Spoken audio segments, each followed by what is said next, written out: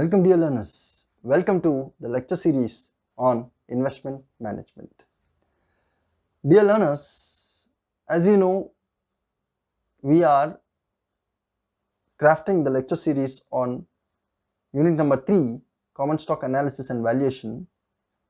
In the last session, we have studied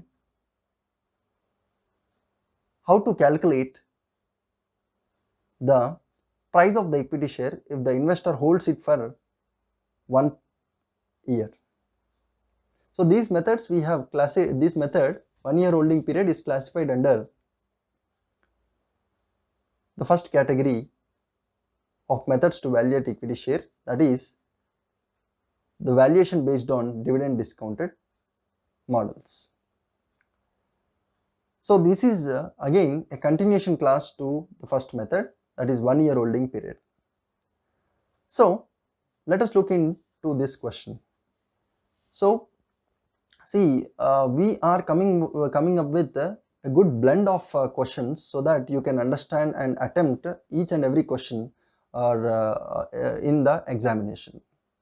So that is the reason why we took up many different types of questions, so that it will be helpful in gaining a brief understanding and you can attempt any question, whatever question given in the examination. So let us look at this question. So here it is given X stock is currently selling at rupees 30. See, here it is currently selling. See, this is a typical question. You need to see, it is not same like the previous sessions questions what we have studied. There the P0 was not given, but here he is directly giving he is giving current and he is asking the price after 1 year. But in the earlier session you have seen the questions where they have given the price after 1 year and they were asking to calculate the present value. But here they are giving the present value and they are asking to calculate the price after 1 year. Very simple. So here they have given the currently selling, that means it is PO. PO is given as 30. Next, dividends expected is rupees 2. That means the expected dividend is rupees 2 on a share. But the required rate, that means KE is given 15%, but they are asking you to find out P1. P1 is not given. Earlier in the earlier sessions questions what we have studied, there they were giving P1 and asking you P0. But in this question they have given P0, they are asking you to find out P1, that is price after 1 year. So this type of questions may also appear in the examination. It is just simple substitution. So the formula remains same. P0 is equals to D1 plus P1 by 1 plus KE, because it is 1 year holding. The investor holds the share for 1 year. Now see, here P0 is given 30. Then T plus P1 I don't know, divided by 1 plus 0.15. So if you cross multiply 30 into 1 plus 0.15 into 2 plus P1, 30 plus substitution, 30 into 1, 30 into 0.15, 4.5 is equals to 2 plus P1. So again what I do, 30 plus 4.5, 34.5 is equals to 2 plus P1. So if I bring this 2 here, 34.5 minus 2 is equals to P1, and that will give me the price after 1 year, that is P1, 32.5. So this is how you calculate the price after 1 year. So they may ask either way. They may give the present value and they may ask you to find out price of the equity share a year hence, or they may directly give you price after 1 year and they may ask you to present, or they may ask you to calculate the present value. Now another similar question, let us see.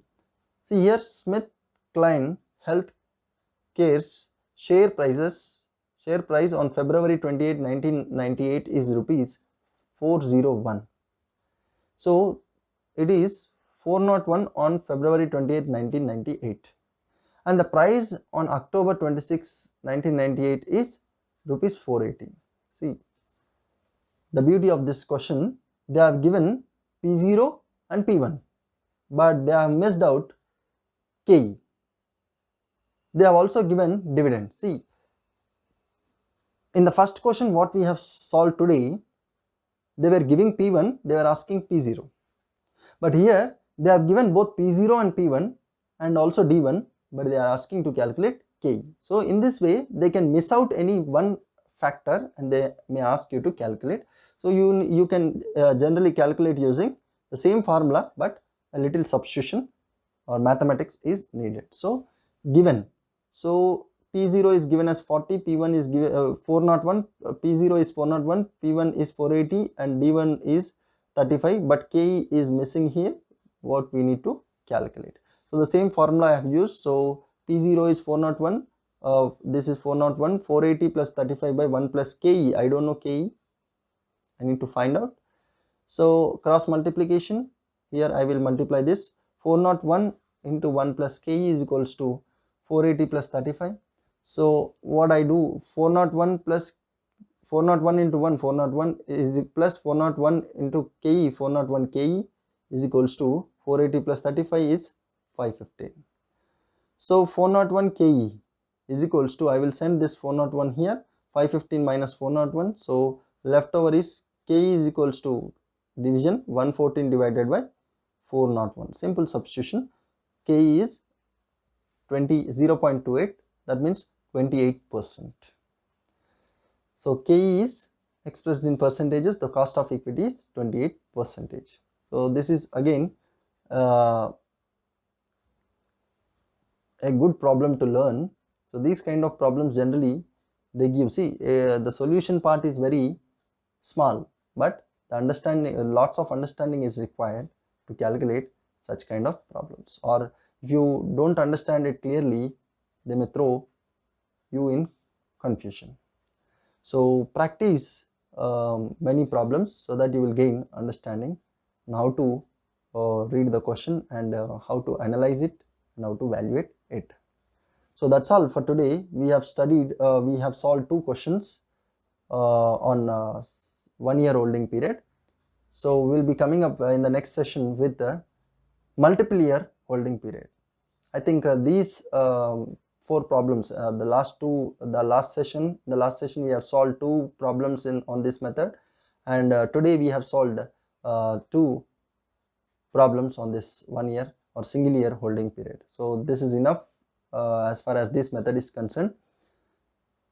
And in the next session we'll be discussing something on multiple year holding period, how to calculate the value of equity share by using multiple year holding period if the investor holds the share for multiple years of time. So till then, good day, goodbye.